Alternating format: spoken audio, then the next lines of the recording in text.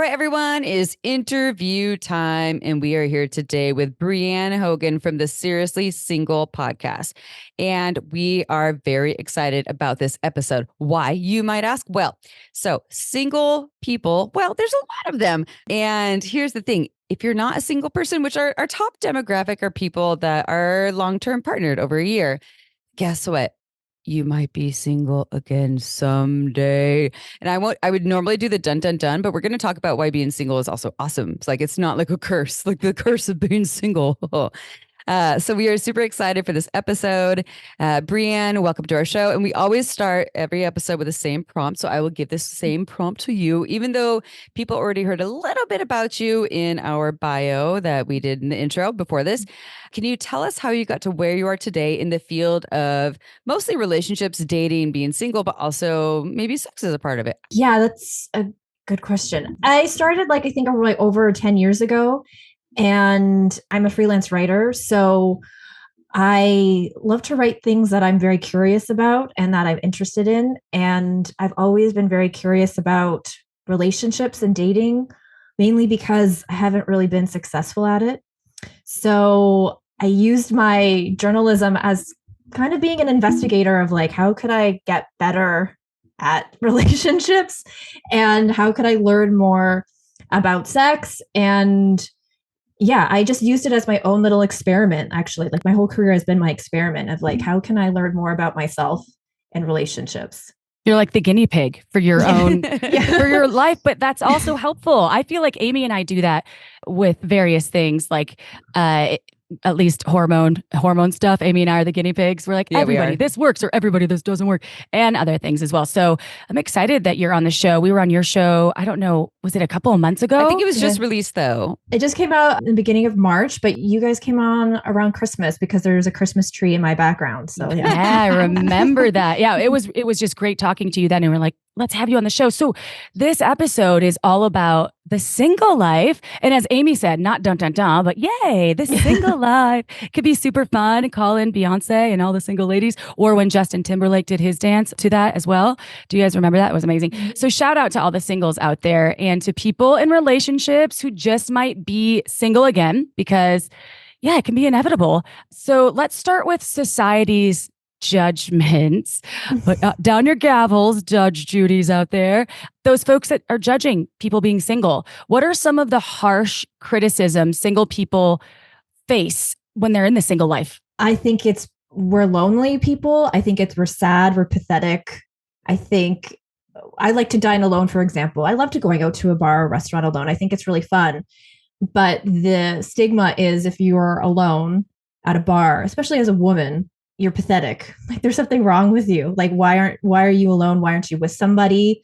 Even why are you even with a friend? Even the whole concept of a woman being by herself is strange to people, and it makes people feel uncomfortable for some reason. And I don't really understand it because it's 2024. And I feel we should be celebrating women who want to be independent and who feel strong and capable. But yet without a partner, there's still that stigma of, yeah, but why doesn't she have anyone? What's wrong with her? Mm-hmm. Yeah. Another one that would go with that, which is similar to what you said, would be, all single people are always looking for a partner, right? Right. No one wants to just be single because it's so sad and lonely. Everyone wants to find a partner, get married, and live the happily ever after. And I think that's all lovely. But some people, and I've been one of those people at times, love being single at times. Some people like being single for many years. Some people want to be single. April, you're just talking about the ultimate bachelor in their 50s. Yeah, for real though. It's a thing. I love eating up on myself, by the way, even when I'm partnered, but I love date nights with myself, going out. And there are people that look and they're like, is it just one? And I'm like, I wonder if they mean that in a nice way. So that came up for me when you said that. Yeah. And I think that can be a lot of really good things, and we'll get to that as well. So actually, let's just dive in. So what, in your opinion, is the truth about being single? The good, the bad, the ugly, the fancy, the gorgeous, what is being single? What can it be like? Well, for me, I think being single has been the most empowering time of my life. Not to say that it hasn't been sad, and not to say that I haven't wanted to be partnered or that I haven't dated or been with somebody, but I think when you're single, it's like a really rich time for you to get to know you. And I know for me, without any distraction of being worried about whether a guy's texted me back or some like, drama that I can create when I'm in a relationship with someone, without that, I just have myself to really get to know. And I think ultimately, I think the best relationship you can have in life is the one that you have with yourself. Because if you have a really strong relationship with you, then if you do want to be partnered, I think that only adds to your partnership. And I think it can be like a healthier one if you have a healthy relationship with yourself. So for me, the best part is, yeah, getting to know myself. Like, I think we know ourselves, but do we? Like, sometimes that's like, we think it's a given, but I think when you're alone and you can really like ask yourself some deep questions, which I've had, and I was like, I didn't know that about myself, or this is a pattern of mine. So I think like having that time with myself has been really good for me to be like, okay, like let's look in the mirror, Brienne, and let's like get honest about like who you really are by yourself, Oh, yeah. I think that there's a difference between being alone and loneliness, right? Mm-hmm. Loneliness feels like this empty, like, what's wrong? Where are my people? But being alone can be really liberating. You can learn so much about yourself, what you like to eat. If you want to leave dishes or your bed unmade, you want to leave your house messy. Or if you're like a proper OCD human like myself, that I'm like, why am I cleaning all of this shit? I have lived alone for like no one's going to come to my house anytime soon. And yeah, I'm militant about making my bed too. I think those pieces are getting to know you. What do you like? Because you can bring those into a relationship, I assume, into the future, right? So let's talk about this, because I think this being alone is important, but I want to hear,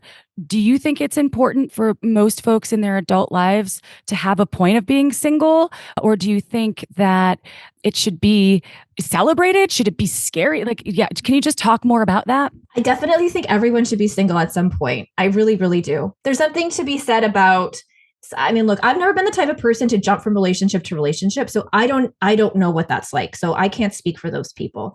I think I'm like the opposite of like people, because I'm like usually like, I'll be alone rather than choose to be in a partnership. So, and that's a whole other bag of monkeys, because I'm like, because I'm like, I think there's some stuff going on with me in that regard. But I will say, I think when you're alone, how amazing is it to be like, I can, like, for example, I had gum surgery and I had to go, it was the middle of the pandemic, and I had to go to the doctors, drive myself to the surgery, take care of myself, and not rely on someone. Like, I think it was scary, and it's not what we think is normal. But then at the end of the day, I was like, I can do that for myself. Like, I can take care of myself. And I think that's a great asset to have, like when you can really like wake up in the morning and you're like, I can take care of myself. Like, no matter what happens in this day, I know that I can be capable enough to like really nurture myself and to be there for myself, and to not seek that kind of care or nurturing from other people. Not that that's not important, but I don't think we should rely on other people to always do that for ourselves. Yeah, I'm want to emphasize the always part. Like, I think that at least for me, it's been, I have a little bit of a nourishment barrier about asking for help, right? I'm like, if I'm sitting on one side of the bed, my partner's on the other side, and there's something on their side that I would like, I don't ask. I actually just go and get it myself.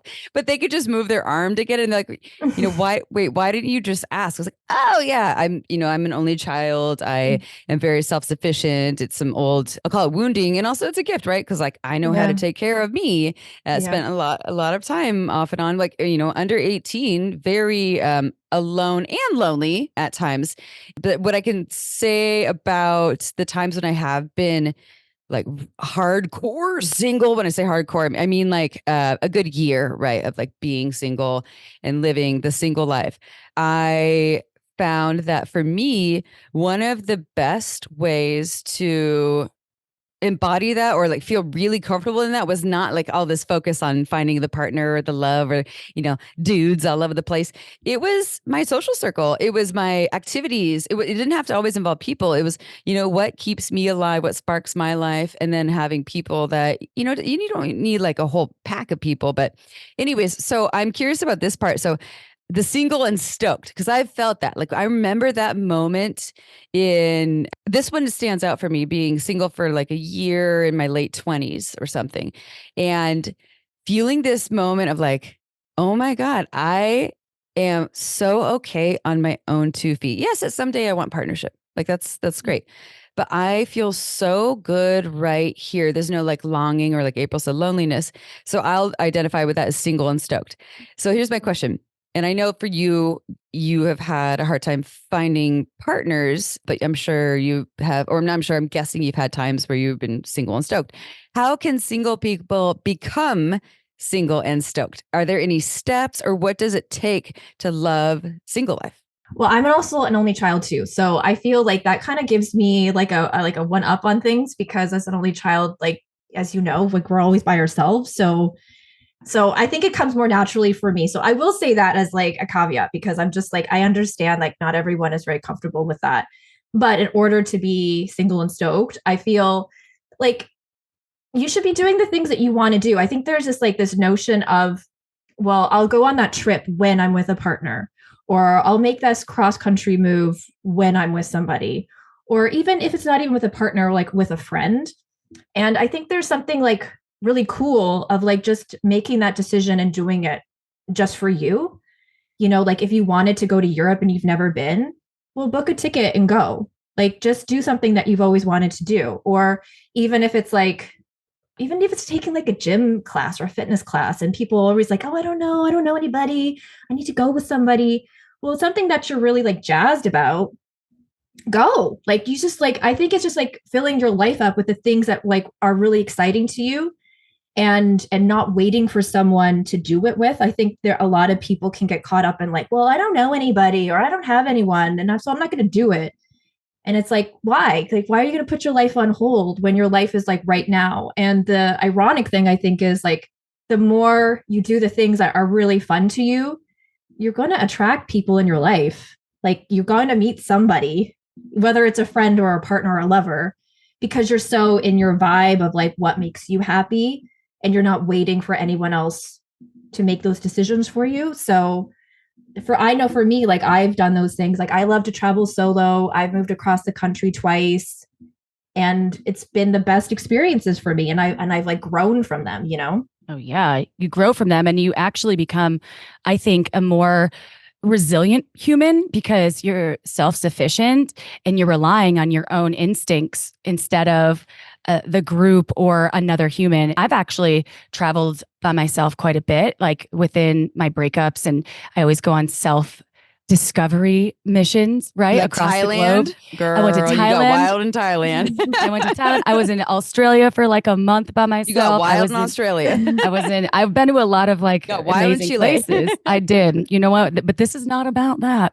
because it can be an opportunity. You can look at being single as an opportunity, and there could be a safety thing for some folks. I've heard other women be like, I cannot believe you traveled by yourself to Wait, can I just this place. interrupt just with our the Shameless Sex retreat that we did last In November Costa Rica? Yeah. in Costa Rica, and we're doing another one at the end of April. And this is not necessarily like a Shameless Sex retreat plug, but it gave the opportunity for people who wanted to go. Like the last was Costa Rica. I want to go to Costa Rica. I have friends or married with kids or whatever. Like I don't have anyone to go with, whether I'm single or partnered. My partner doesn't want to go, or we have kids, so someone needs to stay home. And so it gave them the opportunity to go in a safe way and still go and just be wild and free. Like those opportunities, even outside of shameless sex, exist.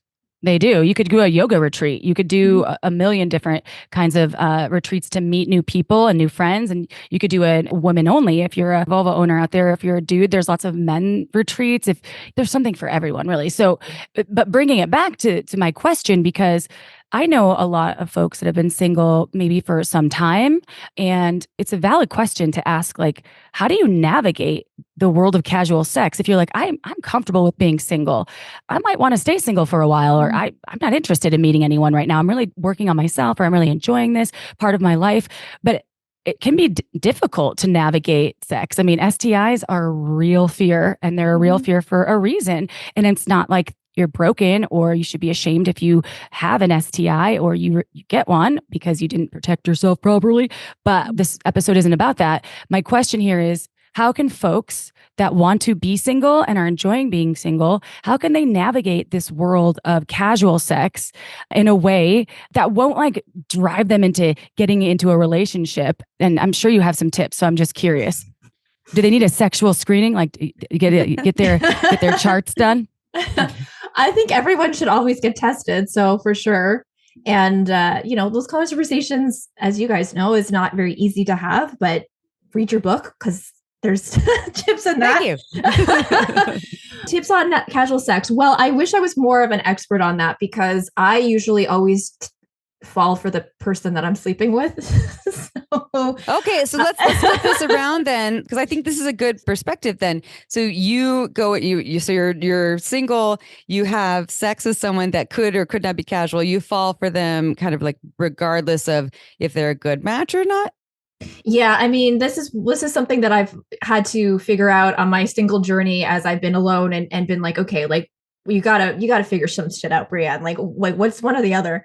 So like, yes, I have been in casual relationships with men and we're having sex. And then I'm like, yeah, I just want to have sex with him. And then it keeps going on and it keeps going on. Then it's like, oh, you know what? Like, I kind of like him, or do I like him? Or is it the oxytocin?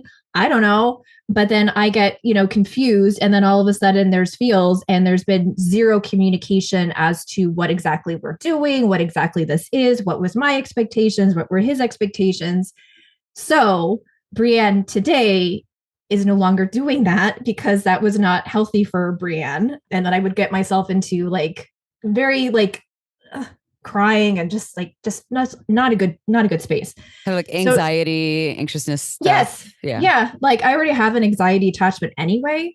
So like for me being in a casual relationship without any sort of like clear communication boundaries was not good for my nervous system, like whatsoever. Cause it was like, oh, I don't know, maybe we should date. Why aren't we dating? So now when I think of like, for example, hooking up with someone, I'm like, okay, I have to be very clear as to what are my expectations with this person. Do I have feelings for them? Like I have to be honest about what it exactly is that I'm looking for. And I think it's really easy to lie to yourself actually, and to think like, oh, maybe I just want casual sex.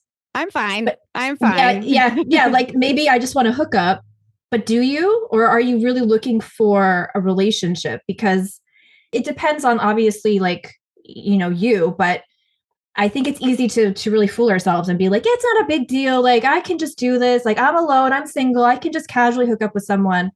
And some people are great at that and they're equipped to do it. And then some people aren't. And then that's just being like true to who you are and what you can handle. And wait, Brienne, what about the games though people play? Because this is something we haven't addressed yet. And this is something that at least my girlfriends that are single, they get anxiety about. Some of them lose sleep about. They're like, do I text him? April, do I text him like 3 times? Or do I wait 3 days? Or I'm like, bro, I don't think there is an actual rule book for this. But like, that is a scary thing. Yeah. You don't want to be over communicative, but you don't want to under communicate. So what the fuck do you do?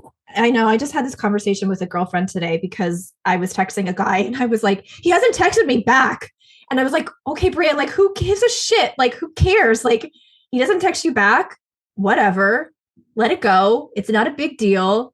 And just like, if he wants to text you back, he can text you back. Like, I think it's not playing into those games because, and this is what being on my own has really helped me a lot, is like knowing my worth and knowing like, that I'm like a catch. So if this guy doesn't want to text me back, oh, well, like, and also the games I think that's just a sign of anxiety. True. And also like, if you don't want to be involved in a game, then don't like, just be straight up with somebody. And I feel like we're not being as honest with people as we can be.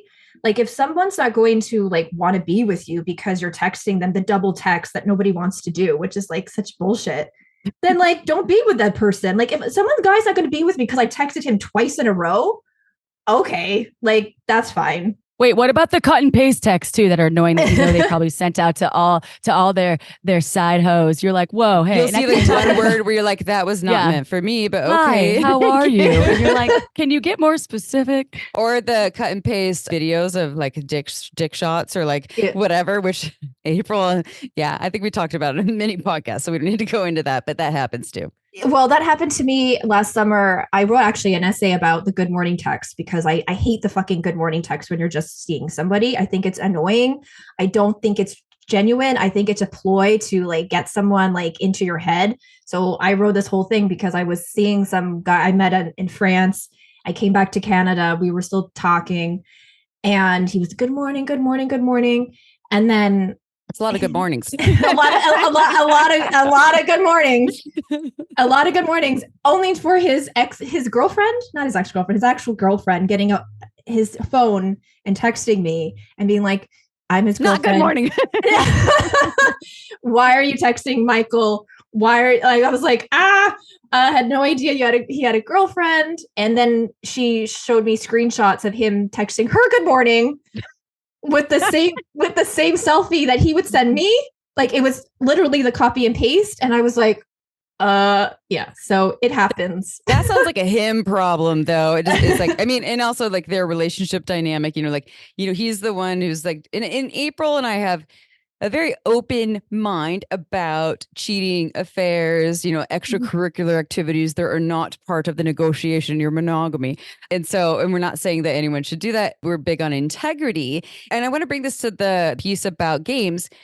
So at least for me, I'd say I'd done a lot of work to tap into my intuition, but I think there's a lot more work to do. Like I'm not a witch or anything, everyone. I'm not like intuitive, but when I feel, so if there's something I'm like, okay, should I text this person right now? If I slow down and like really feel into my body, and if I don't have the answer, I just let it sit. And right. I used to not do that. I'd be anxious. I'd be like, I'm going to text him anyways, or I'm going to play games. And now I'm like, okay, if I don't have the answer right now, it's not clear, but it feels a little ambiguous. So I'm just going to let it sit. And it might sit for a couple hours. It might sit for a day. And that feels a little empowering to my anxiety because I have a secure attachment style with anxious tendencies, which is like, can be pretty... They can take over the system. But that's the question people are always asking. How long do you wait? Till you have an answer. Till you have a legit that's a great solution. But people get really tripped up about this. So I think that's a really important tool right there that probably is going to be hard for some people. Yeah, I know for me, I'm like, we don't need to push something that we don't even fully understand quite yet. Like if that person decides that you didn't respond to them for 2 days and you're an asshole and they don't want to date you, then that's how it is. It took you that long to respond. Or if you need a response, it could be like, oh, hey, super busy right now. I just want to say hi. I'll get back to you when I can, or something. Like you could drop like a little bit of something. What about good morning? No, we're not. We're getting away from good morning. No. Don't trust a guy. Or what about good night every night? Good morning and good night. I hate hi, how are you is my pet mother effing peeve. Like, please, Amy, don't ever text me that. I know you have what's it. Up, Chip? How you doing? Yeah. I'm like, what do you mean? Is this something specific that you're asking? Anyway, Brienne, do you feel that way about how are you? Is it just me and my personal hangups? No, I think it's dry. I also don't like, hi, how was your day? Like, it was great. What am I going to say? Like, what's that? Like, exactly. It was good. Thank you. Like, what about you? Yeah, exactly. Like, I'm like, this is not like sexy. This is not like getting me to connect with you in any way. It's just boring, That's what you ask the cashier when you're shopping for groceries. You're like, hey, how was your day? No. April's the only person I know that asks every person she sees, regardless of where you are, how if I'm at the strip club, I ask the strippers, like, hey, how's your day? I'm like, are you having a good So we come back to the casual sex thing. And I think this goes hand in hand with what you're saying, like the good morning or the good night. Like if you want to keep it casual, you probably don't message every day. Don't say good morning. Don't say good night. Don't like, oh, I need to check in with this person, even though I'm not going to see them today, because you're just casual. So you don't need to say something to them, but you don't be an asshole too. There's like an in-between. But let's bring this into what if I'm single and I am looking for an LTR, a long-term relationship, right? Like I want that. And I think that this I heard you say, Brienne, that finding the long-term relationship that feels really aligned and right for you has been hard. So it sounds like you kind of want that. So maybe this is from a little bit of your stance. So when you're navigating sex and dating from this perspective, what have you seen in your own world that is easy, hard? What have you learned? And then also from your listeners and other guests that you've had. Yeah, I think it goes back to like knowing really what you want and what you are actually like ready for, which at the end of the day, though, I feel like I don't think you're ever really ready for a relationship. Like, I think you can say, I am, but I think relationships are, especially if you've been single for a long time, they're going to be a huge change for you. And I think the tendency might be to like leave. It might be to self sabotage. It might be to be like, I don't need this. I've been good on my own for 5 years. Like, I don't want to have this person sleeping in my bed.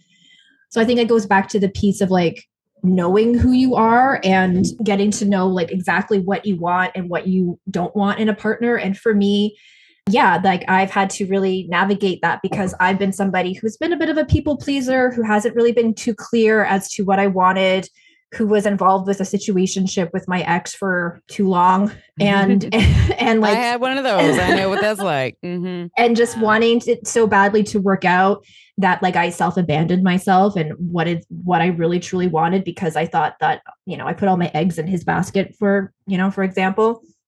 So now on the other side of it, I'm very clear as to, okay, what are my red flags? Like what is it that when I see in a person that I'm like, okay, this isn't good. Cause I ignored a lot of red flags. Like I would ignore them and make excuses a lot of the time and give people the benefit of the doubt.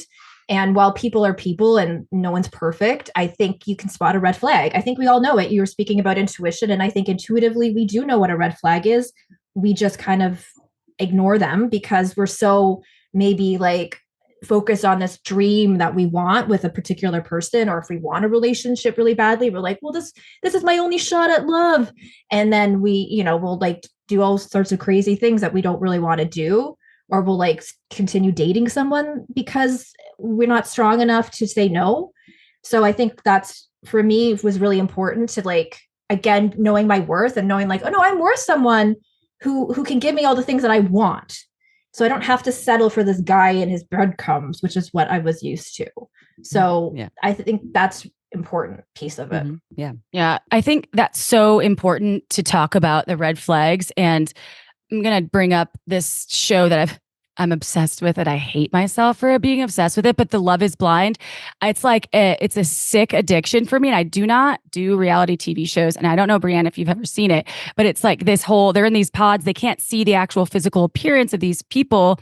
And it's all heterosexual folks, and it's in different cities. Anyway, long short of it is that the red flag thing, like they don't see each other, they fall in love. There's a lot of forceful things like they have to do. And like, 10 days you have to propose to someone. And then they're dating 15 people. Right. And so they don't know their race, their religious factors. They don't know if they're a healthy they don't know what they look like because they're not allowed to talk about the physicality. However, there are some couples that do end up getting married at the end of the show. And it's like very romantic, but I get involved in the red flag factor when I'm like, bro, that is a red flag. Or like, dude, are you serious? Like, come on. We're like, well, we worked it out, because they actually see each other and then they start being in the real world with each other after living in these pods. So the red flag thing is hard though, because some people, I think, are unwilling perhaps to admit that, like, I'm one of those people. I want everybody to fit into the categories that I'm like, I sometimes force them in my brain to fit into. I'm like, no, I think that he just does that maybe sometimes, but that probably isn't really how he is, right? I'm like, oh, and it's not like I want to change anyone. I'm long overdue or long past changing people, but it's the red flags that come up that are really the foundational pieces, in my opinion. I want you to speak to yours. In my opinion, it's those foundational pieces. Like, if they really want children and you don't, perhaps red that's flag. Something that won't change. If they are really into gaming and you hate it, it drives red you flag. nuts. That could be a red flag. If they, I want to say to everyone, a red flag doesn't mean there's anything wrong with anyone. This is an alignment issue. Right. Yeah, Right. foundational. Right. So are there, and we have to wrap up, and that I just wanted to bring up the red flag because this is a very important part, because some people are so red flagged about, oh, he swallows weird when he chews. That's a red flag. Or she wears really, really ugly shoes. That's a red flag. And I'm like, what? No, that's not. But that is what can you speak to this? Yeah. Like, come on. Well, I think that's the ick, right? People are now it's about the ick factor. And I think, yeah, that's to me is a little too much. I think it's being too judgmental. And I actually think that's a you thing, not a they thing. Yeah. Like if someone chews too loudly, but they have all the other great qualities that you want in a partner, I'm like, well, you might want to just, maybe just be okay with the chewing. That feels like a little self-sabotagey to me, right? Like if you're going to look at this little thing, but they have all these other things, like, oh no, they don't chew the way I like. It's not like, oh, I just, like I just love being single. More like, well, no, that one's not good enough. So like this shows me why all the people are not good enough, blah, blah, blah, blah. Like it's feeding into that belief. Yeah, I think so. And I also think you have to be realistic about people. Like not everyone's perfect. No. Like everyone has their things. You do, like I do. Oh, and yeah. my showering has pissed off partners of past. Or okay? lack thereof, you mean? That's what I'm saying. My showering habit. This isn't about me, but I'm saying people everyone. Are like, yes, I do. So, but like certain things, I'm like, should that be a make or break? I don't stink, right? Right, but like, right. Yeah, like she doesn't. I just made a face, but she totally doesn't. I mean, I'm not munching your box, so. So, I mean, but like, is that enough for people to not be with you? I don't think so. All right. So, I mean, same with me. I mean, I don't think I'm the tidiest person, but I would hope that if I had all the qualities that somebody would want, they'd be like, yeah, she's not the tidiest, but I like her anyway. Like we're all going to have stuff. So I think red flags are what you said, like they're not compatible with what you want in your ideal relationship. And, like, for example, I was dating someone and all he wanted to do was rock climb. Well, I don't rock climb. But I was like, okay, like maybe I'll learn. And I was like, but I don't want to learn. But I was going to because I thought, well, I really wanted it to be this guy. And it's not him because I would never rock climb in my life. So it's just, those are just things, that's just an example of like, it doesn't have to be like, oh, he doesn't have the same politics as me. It can be as simple as like, are you someone who likes to go outdoors every weekend? Because if you're not, that's probably not the relationship for you. Yeah. That's good advice. Yeah. And Amy, I want to say something after you because it's really important, but I want to hear what you have to say because I know you have something. Okay, good. Because Amy and I aren't together in the studio today, and if y'all are watching YouTube, you can see us separately but equal. But like one thing that I never thought would be a red flag, and I don't know if anyone at home or if either of you two feel anything about this, but my ex-husband, I don't want to call him out, but his dietary, like his food restrictions were really. He's a picky eater. Avid. Yes, he was a very picky eater. I know him, so love going. That. Blessings. Yeah, blessings. And nothing was wrong with that, but it started to drive me fucking mad. Like I was like, but you're a foodie and an adventurous eater. And I love eating. And he'd be like, I just need hamburgers and chicken tenders. And I'm like, I can't eat that all the time. And so you wouldn't think that's a red flag. And I never wanted, it wasn't the reason that we didn't make it as a couple, but there are things that can be more trivial. And that has become an important factor when I was seeking partners in the future. And so I just wanted to speak to that too, because sometimes things could be trivial. Like if a dude doesn't put down the toilet seat all the time for me, I'm not going to break up with him over it, but I am going to be like, nagging, and that can feel really empty. So that's what I wanted to say. I want to draw attention to there's a red flag, which to me, and this is not perfect science, everyone. This is not like, in the textbooks. This is just like my perspective. Red flags are like the deal breakers, right? They're like, so I like April, you said this earlier, like say I want kids and you don't. That's a major red flag. That is something that is definitely going to be a thing in the future. Yeah. An orange flag could be like what you're talking about. You're kind of a picky eater. You don't like to eat anything outside chicken tenders or whatever that is. And so later on, this is going to be an annoying or difficult thing for us to meet each other, but it might not be the full deal breaker of the relationship. And the other thing I was going to say before you started talking, April, was just, it seems like there's a spectrum, right? On one side, people are like, they have their checklist and they're looking for all the red flags. And then they kind of stay alone because they find all the reasons why no one is perfect because no one is perfect. On the other side, which you were talking about, Brienne, we have the people that are like, I just want relationships, so I'll take whatever I can, breadcrumbs. And in the middle, we can have an experience or experiences where, okay, red flags, obviously not a good fit. And like you said, April, you don't want to get into a relationship changing someone. But if there's orange flags there, like, okay, so you're a picky eater, talk about it before y'all fall in love, like, hey, so I know you're a picky eater, like you're particular about the things you eat, but would you go with a restaurant like this with me and just like would you ever do that? Like try the things that you don't normally eat? Because I really like that. Like, would you ever be open to that and check that out before you fall in love and get married and have the babies? Yeah. Question mark? I think so. Yeah. Well, I think it always goes back to communication, which I think is like the huge piece of dating that is lacking for a lot of people, and myself included. I'm still working. I have a dating coach. We work on communication with me because I'm not great at communicating. I'm a writer, but I'm, which is a different Not part all of writers are great at communicating, though. You're good at writing. like I'm good at writing, but like the other types of communication, not so much.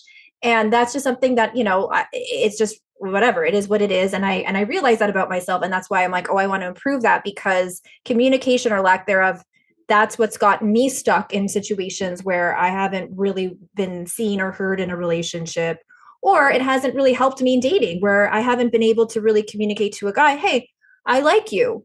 Would you like to go on a date with me? Like those are things that we need to work on if you want to have successful relationships, is like good, clear communication. So, And I think this will go hand in hand communication. Always, right? Amy, it's always communication. You're like, I roll, but it's true. Emily Moore says, communication is lubrication, and it's true. Yeah. Oh, it is. And people are like, oh God, always comes to communication. Okay, so I think that goes hand in hand with our last question for you. What would Brienne today tell Brienne in her teens and early 20s about dating and relationships? Little baby Brienne. Oh. 8 pounds, 6 ounces. Yeah, baby Brienne. I think I would tell her that, this is very personal for me, but I would say that it's been very important for me to learn that I am a good catch, that I am worthy of someone's time, and that it's, it's a privilege to talk to me, and it's a privilege to sleep with me, and it's a privilege to date me. And it's not me. So yeah, it's not me like, oh my God, I can't believe he hasn't texted me back, or oh my God, he did text me back. Like, no, that's not the vibe. The vibe is like, you get to choose who you want to be with. You get to choose who you want to fuck. You get to choose who you want to date, and you're worth whomever you choose. So like, the world's your fucking oyster. So that's what I would say to her. Oh, that's a good one.